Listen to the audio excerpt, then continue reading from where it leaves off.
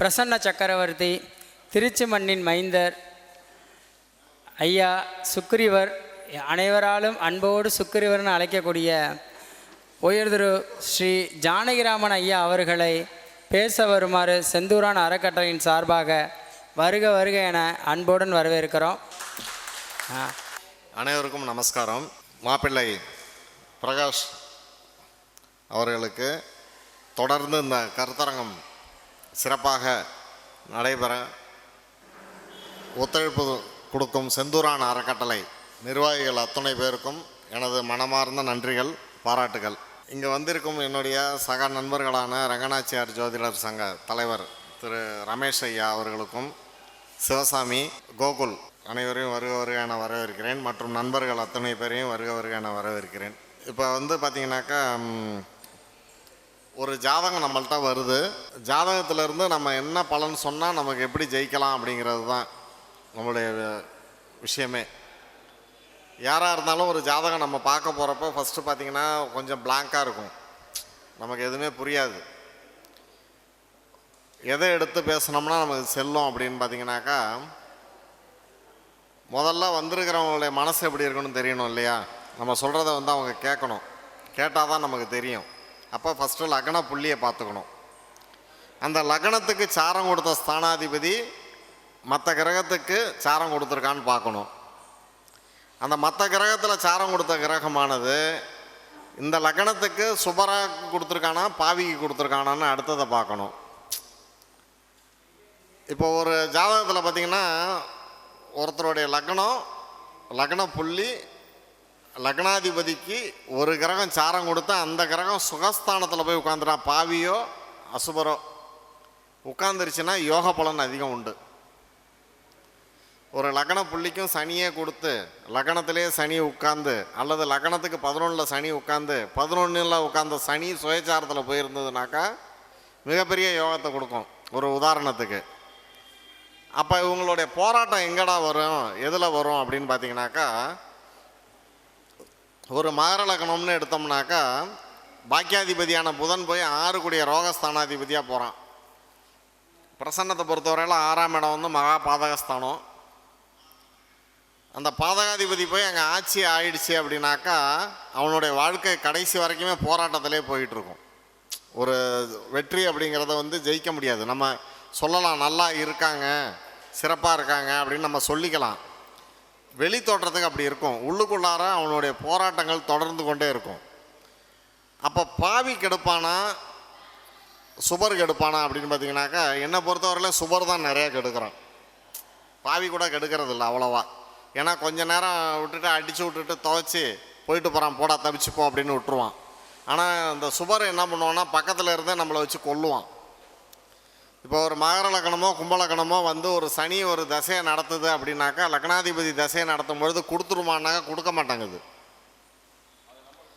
ரொம்ப போட்டு அவனை போட்டு பாடாப்படுத்தி பம்பர மாட்டிடுது. இதே ஒரு ரிஷப லக்னம் துலா லக்னமாக இருந்து சுக்கரதசை வந்துருச்சு, யோகமாக இருக்குமா அப்படின்னாக்கா இல்லை.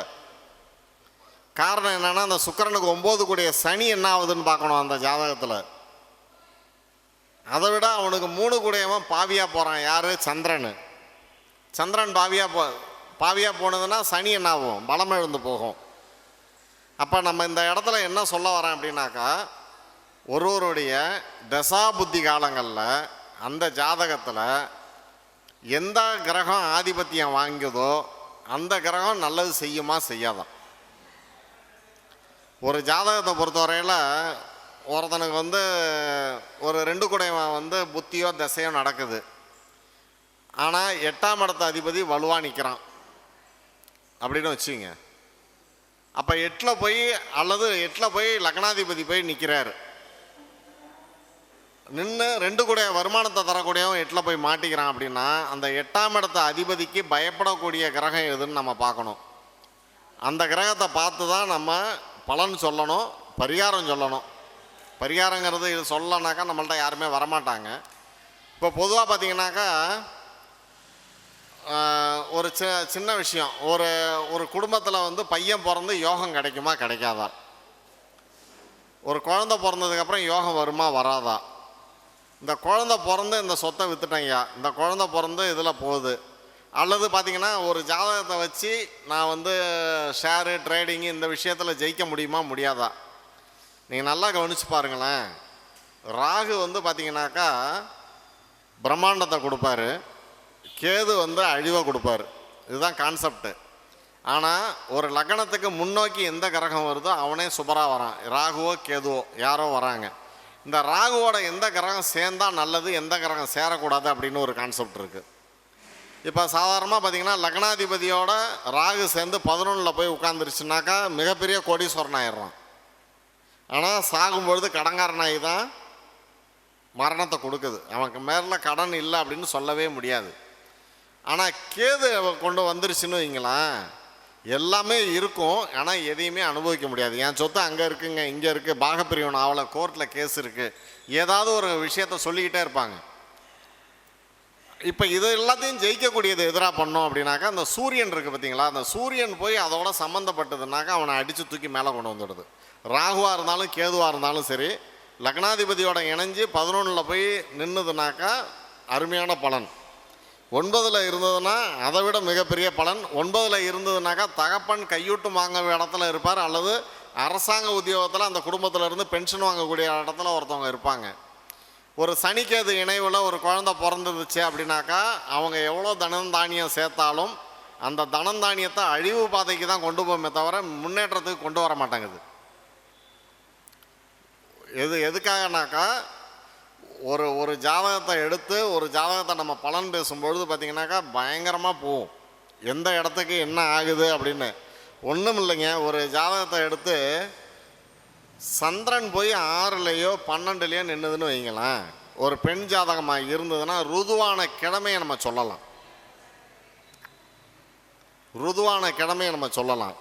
அடுத்தது பார்த்திங்கனாக்கா இந்த 12ஆம் இடங்கிறது விரயஸ்தானம்னு சொல்கிறோம். நம்ம 12ஆம் இடத்துக்கு லக்னாதிபதி லக்ன வீடு வந்து பார்த்திங்கன்னா மூலதனம், விரயத்துக்கு மூலதனம் லக்னம் தான். அப்போ லக்னத்துக்கு மாரகஸ்தானம் எதுனாக்கா 11 சொல்கிறோம் இல்லைங்களா. ஆனால் லக்னத்துக்கு மாரகஸ்தானம் 11 கிடையாது, 3க்கு 11 கூடயே லக்னம் தான் மாரகமே. அதில் எந்த மாற்றமும் கிடையாது. நமக்கு மரணம் வருமா வராதா, எது வரும், எவன் ஜெயிப்பான், எவனுடைய வாழ்க்கை எங்கே போகும் அப்படிங்கிறது தான் இங்கே கேள்வி. இப்போ உள்ள பிரச்சனை என்ன?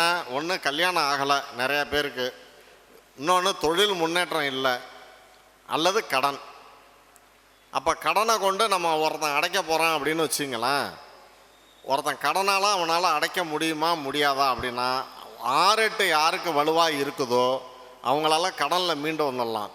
அல்லது 8ஆம் அதிபதி தசை நடத்தும் பொழுது அந்த 8ஆம் அதிபதி கெடாமல் இருந்தால் அவனுக்கு எவ்வளோ கோடி கடன் இருந்தாலும் அந்த கடன் அடைஞ்சிரும். அப்போ இவனுக்கு எங்கேருந்து வெளியில் இருந்து வருமா காசு அப்படின்னா எந்த பாவத்தை பார்க்கணுன்னா 12ஆம் பாவத்தை பார்க்கணும். நம்ம நண்பர்கள் இருப்பாங்க, ஃப்ரெண்ட்ஸு, வெளியில் போகணும், வெளியில் போகிறோம், வெளியில் போய் ஒரு சந்தோஷமாக இருக்கிறோம் அப்படின்னாக்கா குடும்பத்துக்கு தெரியாமல் தானே சந்தோஷமாக இருப்பான். எவனும் குடும்பத்துக்கு எரிஞ்சு இருக்க மாட்டான்ல, இருக்க முடியாதுல்ல. அப்போ குடும்பத்துக்கு தெரியாமல் இருக்கக்கூடிய இடம் எது? 12 தானே. அப்போ 12ஆம் இடம் மறைமுக தொழில். ஒரு பொருளை வாங்குகிறோம், ஒரு இரும்பை எடுக்கிறோம், மாற்றி கை கொடுக்குறோம், அதுலேருந்து 2 ரூபா கிடைக்குது அப்படின்னாக்கா மறைமுக வருமானம் எது? 12. அப்போ நம்ம சொல்லுவோம், ஜாதகத்தை எடுத்துகிட்டு ஒருத்தன் தொழில் பண்ண போகிறாங்க அப்படிமா எல்லாம் போய் 10 போய் பார்த்துக்கிட்டு இருப்போம். 10ங்கிறது வேஸ்ட்டு. எதை பார்க்கணும்? 4ஆம் இடத்தை பார்க்கணும். அவன் அந்த கடையில் உட்காந்து வியாபாரம் பண்ணுவானா, அப்படியே ரவுண்டிலே இருப்பானா மோகன் மாதிரி, அதில் உட்காந்து ஸ்டெடியாக வேலைக்காரனை நம்பி இவன் பொழப்பு நடத்துவானா, அல்லது இவன் உட்காந்து பார்த்தா தான் லாபம் கிடைக்குமா, இல்லைனா வேலைக்காரன் தின்னுட்டு போவானா, இவ்வளோத்தையும் பார்க்கணும்ல. அப்போ வேலைக்காரன் இவனுக்கு விசுவாசமாக இருப்பானா? இவனுக்கு விசுவாசமாக இருந்தால் தானே வேலைக்காரன் ஜெயிச்சு கொடுப்பான். அப்போ 10க்கு 3 என்ன? 10ஆம் இடம் தொழில் பண்ணுறாங்க, வேலைக்காரன் நமக்கு விசுவாசமாக இருக்கணும். அதுக்கு என்ன எந்த இடம்? 10க்கு 3ஆம் இடம் 12ஆம் இடம் தான். அப்போ லாபம் வர்றது எது? 11. லாபம் வந்தால் தான் வேலைக்காரனுக்கு சம்பளம் போட முடியும். சம்பளம் போட்டு கரண்ட் பில்லு கட்டினா தான் நம்மளால் குடும்பத்தை நடத்த முடியும். நீ இல்லைப்பா, நீ தொழில் பண்ணுப்பா, 10ஆம் இடம் அதிபதி சூப்பராக இருக்குப்பா, 10 கூடயும் லக்னத்திலே இருக்கான், நடித்து நவுத்துப்பா, ஒன்றுமே பண்ண முடியாது. 10 குடம் 2ல் இருந்ததுன்னா எதை கொண்டு பிழைக்கணும்? வாயை கொண்டு பிழைக்கணும். ஜோசியருக்கெல்லாம் இது பொழப்பு வாய் தான். அதுதான் கேட்பாங்க, வாக்குஸ்தானம் நல்லா இருக்கான்னு கேட்பாங்க. மறைமுகமாக செயல்படக்கூடிய இடம் இது. இப்போ மருத்துவத்துறையில் ஒருத்தன் ஜெயிக்கணும்னு வந்து கேட்குறாங்க. ஒரு டாக்டர் வந்து கேட்குறாரு, நான் வந்து இப்போ பெரிய ஆளாக பிரபல்யமாக வருவானா மாட்டானா அப்படின்னு. நல்லா எடுத்து பாருங்கள், ஒரு டாக்டருக்கு ஒரு அரசாங்கத்தில் உயர் பதவியில் இருக்கிறவங்களுக்கு 3, 6, 8, 12 தொடர்பு இல்லாமல் அவங்களால ஜெயிக்க முடியாது. 3, 6, 8, 12 தொடர்பு இருந்தால் மட்டுமே தான் ஜெயிக்க முடியும். அவன் சொல்லுவான், பேஷண்ட்டுக்கிட்ட பார்த்த உடனே சொல்லுவார், ஒன்றும் பயப்படாதீங்க, 50 ரூபா செலவாகும், முடிச்சிடலாம். சர்ஜரி முடிஞ்சதுனாக்கா உங்களுக்கு அதுக்கு மேலே செலவு வராதும்பாங்க. 50 ரூபான்னு சொன்னது அவருடைய ஃபீஸு. அதுக்கப்புறம் மருந்து, ஹாஸ்பிட்டல் செலவு எல்லாம் அது வந்து 1.5ல் வந்து நிற்கும். நீங்கள் பண்ணதுக்கப்புறம் இல்லை எனக்கு சரியாக வராது, நான் தூக்கிட்டு போகிறேன் வெளியிலன்னு சொல்ல முடியுமா? பணத்தை கட்டினா தான் வெளியில் விடுவான். அது உயிரோடு இருக்கோ போனதோ அது அடுத்த பிரச்சனை. அதே மாதிரி ஒரு வக்கீல்கிட்ட போய் மாட்டினாலும் சரி, ஒரு டாக்டர்கிட்ட மாட்டினாலும் சரி, ஒரு அரசாங்கம் சம்மந்தப்பட்ட ஒரு வேலையில் போய் நீங்கள் சிக்கினாலும் சரி, நம்ம இன்ஷியலை இழந்து தான் வெளியில் வர முடியும். அப்போ அதில் வந்து அரசாங்கத்துக்கு வந்து இருக்கக்கூடியவங்க, மருத்துவத்தில் இருக்கிறவங்க, வக்கீல் தொழில் பார்க்குறவங்க, இவங்களுக்கெல்லாம் எந்த இடம் பாவம் வேலை செய்யணும்? 3 வேலை செய்யணும். ஒரு தைரியம், அதுக்கப்புறம் தான் 6 வீரியம். இந்த 3 வேலை செஞ்சால் ஒழிய நம்மளால் ஒரு இதுலேயுமே ஜெயிக்க முடியாது. கஷ்டம். ஒரு குழந்தை வந்து பிறந்தோடனே இந்த குழந்தை பேசுமா, நடக்குமா, நடக்காதா? பிறந்த உடனே அந்த குழந்தை முதல்ல பண்ண வேண்டிய வேலை என்ன? அழுவணும். சூரியன், புதன், சந்திரன் தொடர்பு இருந்ததுன்னா அடுத்த கேள்வி கேளுங்க, இந்த குழந்தை பிறந்தோடனே அழுதானா அழுவலையான்னு கேளுங்க. அடுத்தது கேளுங்க, சீக்கிரம் பேசினானான்னு கேளுங்க. 3வது பாயிண்ட்டுக்கு எங்கே போயிடணும்? அது ஜெயிக்கிற இடம் 6. 6ஆம் அதிபதி என்ன ஆகுது? நீங்கள் நல்லா புரிஞ்சுக்கலாம். லக்னாதிபதி 6க்கு போனவங்ககிட்ட பேசி ஜெயிக்க முடியாது. லக்னாதிபதி 6க்கு போனவங்ககிட்ட பேசி ஜெயிக்க முடியாது. அதே மாதிரி 3, 6, 8, 12ல் போய் சந்திரன் நின்னவங்ககிட்டையும் நீங்கள் போய் பேசி ஜெயிக்க முடியாது. நீங்கள் ஒரு கேள்வி கேட்டிங்கன்னா 12 கேள்வி அங்கேருந்து நமக்கு வரும். அதே மாதிரி லக்னத்துக்கு 8ஆம் இடத்துல ஒரு 4 கிரகம் இருந்துட்டுனா அவங்ககிட்டையும் ஜெயிக்க முடியாது.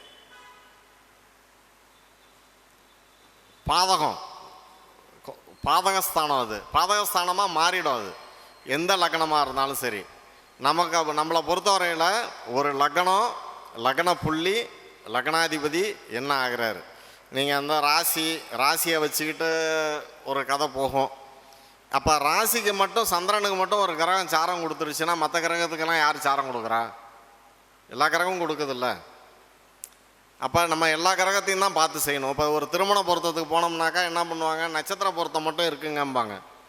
இருக்கிற எல்லா கிரகத்துக்கும் பொருத்தம் பார்க்கணும். பார்த்தால் ஒழிய எந்த இடத்துலையும் ஜெயிக்கவே முடியாது. அதே மாதிரி பாருங்கள், நல்லா ஜெயிக்கக்கூடிய இடத்துல இருக்கிறவனுக்கெல்லாம் பார்த்தீங்கன்னு வச்சுங்களேன், சனி, சந்திரன், ராகு சின்ன வயசுலேயே நல்ல ஸ்தானத்தில் இருந்ததுன்னா குயிக்காக வெளியில் வருவாங்க. அவனுடைய குடும்பஸ்தானம் நல்லா இருக்குமானா இருக்காது. அப்பா அம்மா சுகப்பட முடியுமானா முடியாது. ஆனால் மனைவி மக்கள் சுகப்படுவாங்க. அது வந்து சூப்பராக இருக்கும். அதே மாதிரி பார்த்தீங்கன்னாக்கா 4 கூடையவன் 11ல் போய் நின்றுதுன்னு வைங்களேன், அந்த சொத்தே அவனுக்கு தலைவலியாக இருக்கும். அம்மாவே தலைவலியாக இருப்பாங்க. தன்னுடைய குடும்ப வாழ்க்கை அந்த இடத்துல பெரிய கேள்விக்குறியாகும். அம்மாவா பொண்டாட்டியான்னு ஒரு கேள்வி வந்துடும். 4 கூடையன் 7க்கு போகுது, தாய் மேலே சொத்து. அப்போ 4 கூடையன் 7ல் இருந்ததுன்னா அம்மா காரி இருக்கப்படாது. இருந்தாக்கா கல்யாணம் பண்ணுறப்ப கண்டிஷன் போட்டுட்டு கல்யாணம் பண்ணணும், எல்லாம் வாழ விட மாட்டாங்க. இது என்ன அப்பனை பேசவே மாட்டாங்கிறோமே அப்படின்னு நம்ம யோசிப்போம். சரிங்களா? தகப்பனை வந்து எந்த இடத்துல வச்சியும் பேசக்கூடாது. காரணம் என்னன்னு கேட்டிங்கனாக்கா, ஒரு சின்ன விஷயத்துக்கும் ஒரு இனிஷியல் வேணும்னா அப்பா இனிஷியல் தான் வேணும். அவன் கொலைகாரனோ நமக்கு அது தேவையில்லை. நமக்கு இனிஷியல் கொடுத்தாரா அதோடு அவரை வச்சிடணும். நம்ம அதுக்கு மேலே போகக்கூடாது. பாக்கியஸ்தானம் வேலை செய்யலையா, 9 வேலை செய்யலையா, உன் கை என்ன பண்ணுது, வாய் என்ன பண்ணுது? சம்பாரி. நீ உங்கள் அப்பா உனக்கு வைக்கலன்னா பிள்ளைக்கு வச்சுட்டு போ நீனு. அப்போ பிள்ளைக்கு சொத்து வைக்கிறவன் யார் வைப்பான்?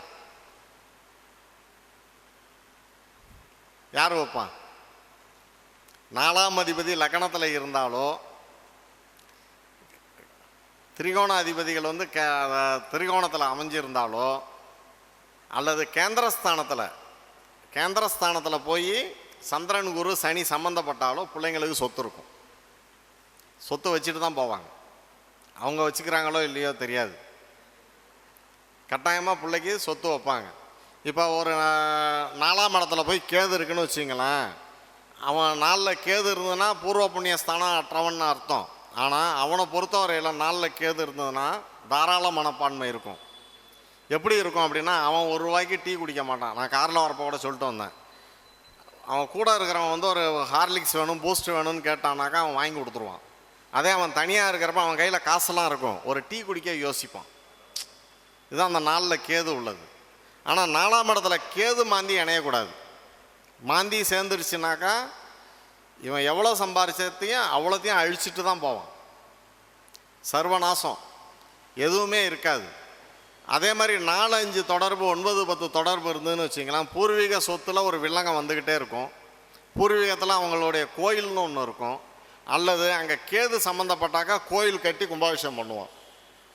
இது 4, 5 தொடர்பு. சில பேர் குலதெய்வ அனுகூலம் இருக்கா இல்லையான்னு கேட்பாங்க. இந்த குலதெய்வ அனுகூலத்தை பொறுத்தவரையில் பார்த்தீங்கன்னாக்கா, இந்த 4, 5 இந்த 2 இடத்துலையும் 10, 11 இந்த 4 இடத்துலையும் பார்த்தீங்கன்னாக்கா கேதுவோ மாந்தியோ ராகுவோ சனியோ வரக்கூடாது. வந்ததுன்னா அந்த குலதெய்வ அனுகூலங்கிறது இல்லை. 4ஆம் இடம் 5ஆம் இடத்துல கிரகமே அமராமல் மாந்தியோ கேதோ மட்டும் உட்காந்துட்டுன்னு வச்சிங்களேன், அவனுக்கு குலதெய்வமே தெரியாது. 4 கூடையவன் போய் 8ல் மறைஞ்சிட்டுனா குலதெய்வத்தை இடம் மாற்றிட்டான்னு அர்த்தம். 4 கூடையவன் 9ல் போய் இருக்குது அப்படின்னாக்கா இவங்களுக்கு 5 தலைமுறைக்குள்ளே உள்ள கோயில் அது. இது வந்து பார்த்திங்கன்னா நம்ம எடுக்கும் பொழுதே அருமையாக வரும். அதே மாதிரி பாருங்களேன், சில ஜாதகம் பார்த்திங்கன்னா வெளிநாடு ஜாதகத்துக்கு போய் 12ஆம் இடத்தை சொல்லிக்கிட்டு இருப்போம்.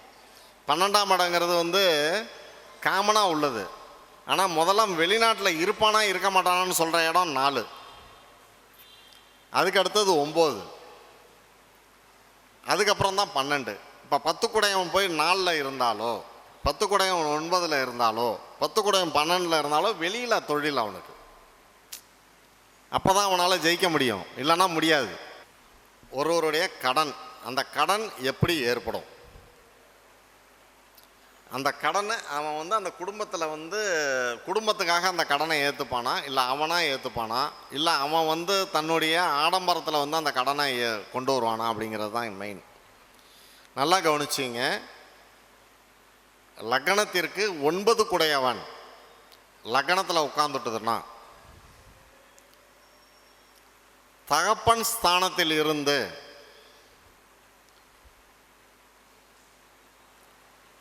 குடும்ப கடனை ஏற்பான். அந்த லக்னத்துக்கு சுபராக இருந்துருச்சுனாக்கா அவனுக்கு அவப்பெயர் தான் வரும். பாவியாக இருந்துட்டுனாக்கா அதுலேருந்து தப்பிச்சிருவான். 4ஆம் அதிபதி அல்லது 4 கூடையவன் சுகஸ்தானத்தில் இல்லாமல் 6, 8, 12 மறைந்தாலோ,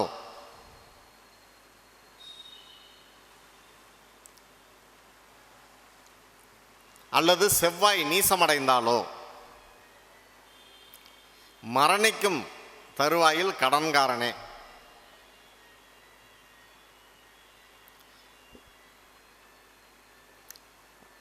அதே மாதிரி பார்த்தீங்கன்னாக்கா 4 கூடையவன் 7ல் இருந்ததுன்னா தாய் மீதான சொத்தில் கட்டாயமாக கடன் ஏற்படும்.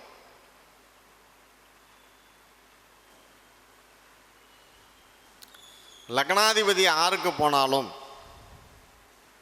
6 கூடையவன் லக்னத்தில் இருந்தாலும் அவன் எவ்வளவு பணம் கையில் வச்சிருந்தாலும் ஒரு பொருள் வாங்கும் பொழுது ₹10 கடன் வைத்தே வாங்க வேண்டும். அல்லது பக்கத்தில் இருக்கக்கூடிய நண்பர்கள்ட்ட ஒரு ₹100 பணத்தை கடன் வாங்கி இதில் போட்டு வாங்கிட்டு திருப்பி அந்த கடனை அடைக்கணும். அடைச்சான்னா அவனுக்கு சொத்துக்கள் நிறையா பெருகிக்கிட்டே இருக்கும். அதே போல் 7 கூடையவன் தன் வீட்டுக்கு 12ல் போயிட்டா கூட்டு தொழிலோ அல்லது நண்பர்களை நம்பியோ ஷேர் மார்க்கெட்டோ ட்ரேடிங்லேயோ போடக்கூடாது. போட்டால் நஷ்டம். 7 குடையவன் 8க்கு போயிடுச்சுன்னா வாங்கக்கூடிய சொத்துக்களை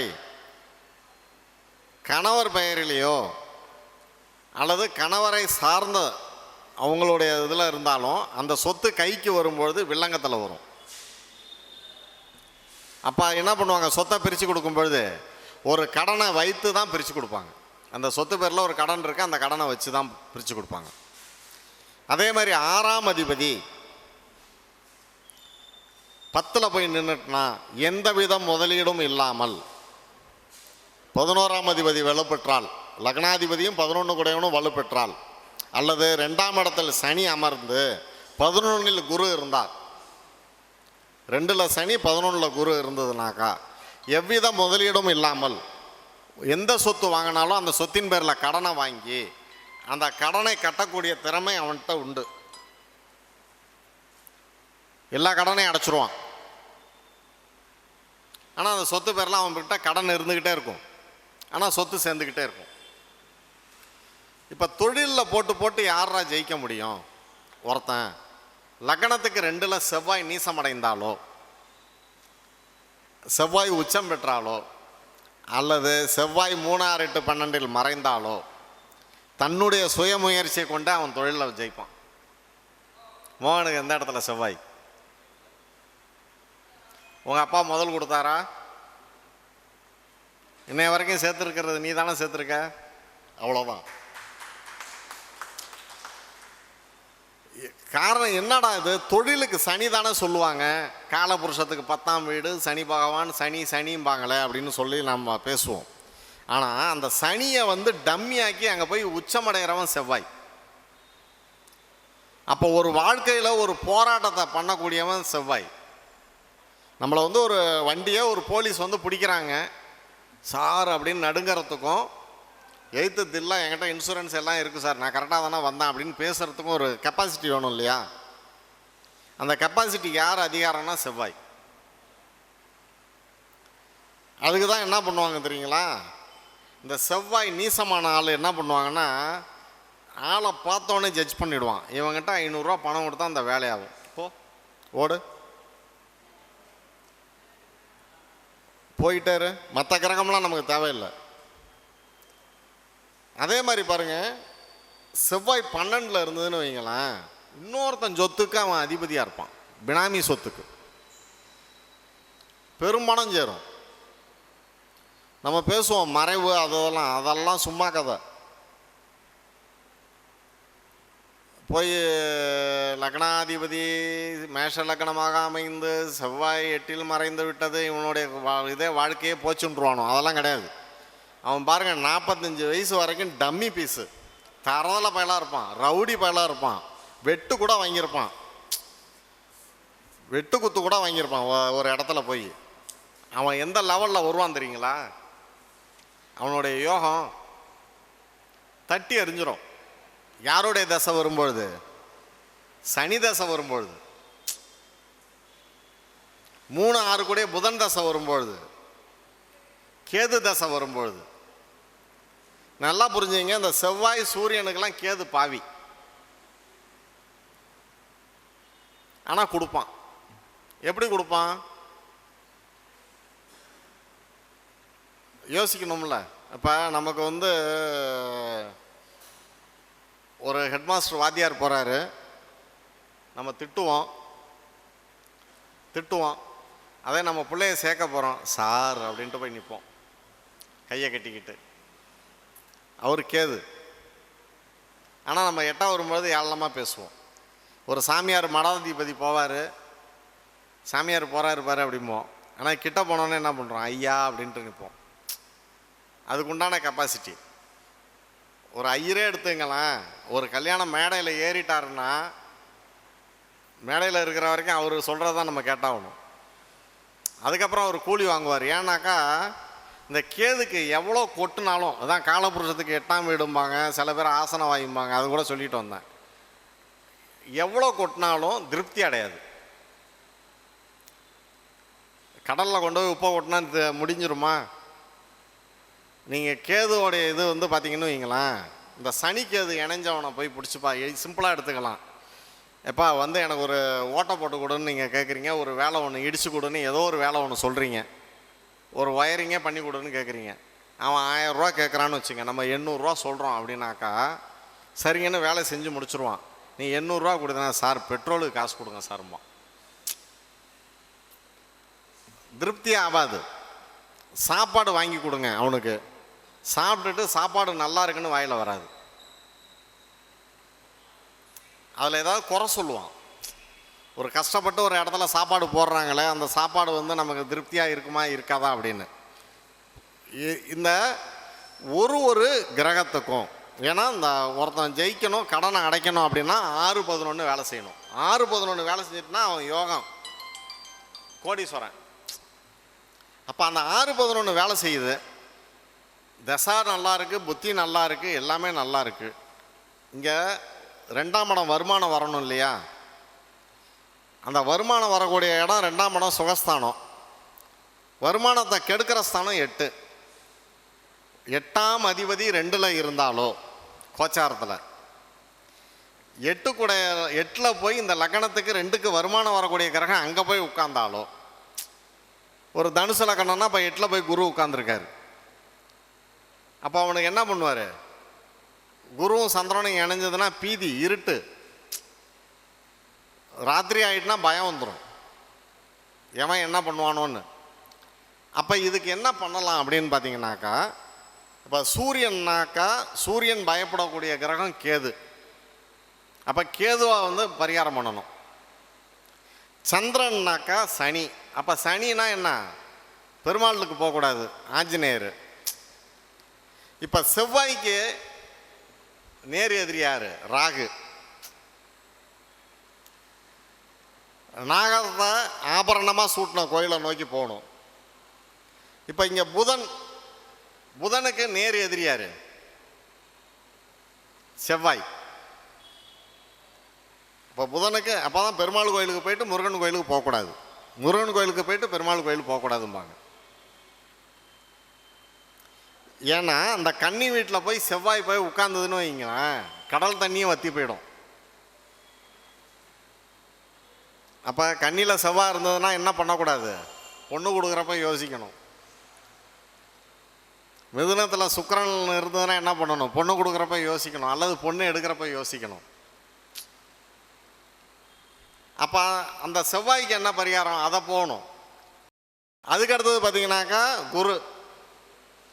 குருவோட நேர் எனிமியாரு?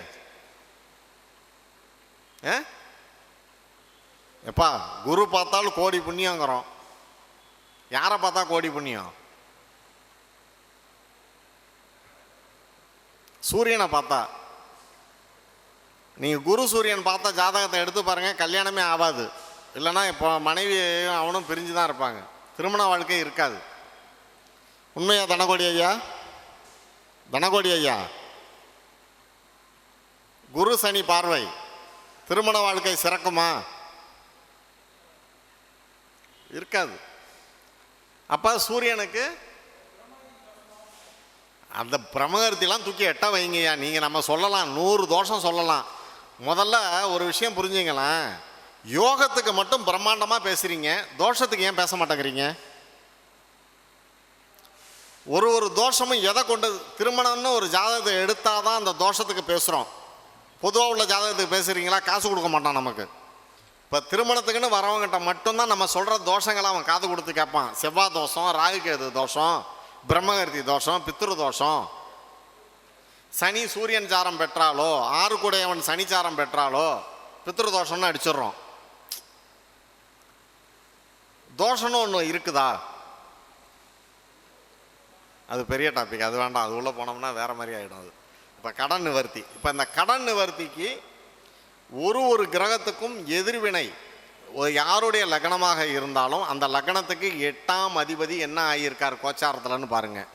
பிறப்பு ஜாதகத்தில் இப்போ நம்ம சொல்லுவாங்க, ஒருத்தனுக்கு மேஷத்தில் சனி நீசம், லக்னத்திலே சனி சந்திரன் நிற்கிதுன்னு வச்சுங்க, மேஷ ராசி மேஷ லக்னம். அவனுக்கு 7.5 சனின்னு பேசுவாங்க. எப்போ அவன் பிறக்கிறப்பே சனிப்பா, அவன் அப்பனை ஒன்றும் இல்லாமல் பண்ணியிருப்பான், குடும்பத்தை ஒன்றும் இல்லாமல் பண்ணியிருப்பான். இவனை வந்து என்ன பண்ண போகுது அந்த சனி? பண்ணுமா? யோகத்தை கொடுக்கும்.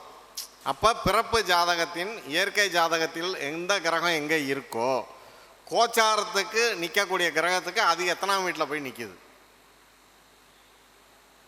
ஒரு தொழில் ஸ்தானம் கேட்குறாங்க, நல்லா புரிஞ்சுங்க, தொழில் கேட்குறாங்க, சிம்ம லக்கணம் ஓடுது அப்படின்னு வச்சுப்போம். ஒரு லக்கணம் சிம்ம லக்கணம் ஓடுது. சிம்ம லக்கணத்துக்கு தொழில்காரகன் யார்? செவ்வாய், சுக்கிரன். சுக்கிரன் எங்கே இருக்குது? அப்போ வந்து அவன் கேட்குறான், அந்த நேரத்துக்கு கேட்குறான்னு, சுக்கிரன் 12 இருக்குது அப்படின்னா, தொழில் ஸ்தானத்தில் நீ ஆடம்பரத்தில் போய் தொழிலை விட்டுட்டு நிற்கிறாடாங்கன்னு சொல்லிட வேண்டியதுதான். இப்போ இவன் ஜெயிப்பானா? நல்லா புரிஞ்சுங்க. சனி போய் எங்கே நிற்கிது? மீனத்தில் நிற்கிது. சனி 6ஆம் பார்வையாக சிம்மத்தை பார்க்குறான். அப்போ ஜெயிச்சுருவான்ல. நீ இதோட தோற்றுருவா, ஓடி போயிடுவான்னு நம்ம சொல்லக்கூடாதுல்ல. ஆனால் பணத்தை எங்கேயாவது முதலீடு பண்ணியிருந்தா அந்த பணம் வராது.